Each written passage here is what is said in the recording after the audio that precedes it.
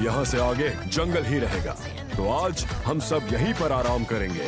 मैं जरा पानी लेकर आती हूँ। चलो मैं जाकर आग का इंतजाम करता हूँ। ठीक है, और मैं उस रेड बोर के मांस से कोई अच्छी सी डिश बनाता हूँ। ठीक है, मुझे इंतजार रहेगा।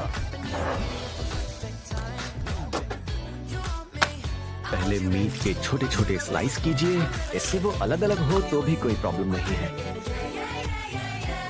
उसके बाद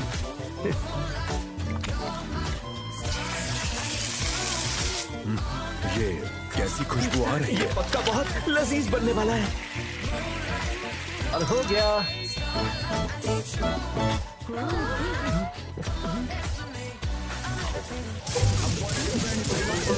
ये क्या चीज है? कितना ज्यादा स्वादिष्ट है।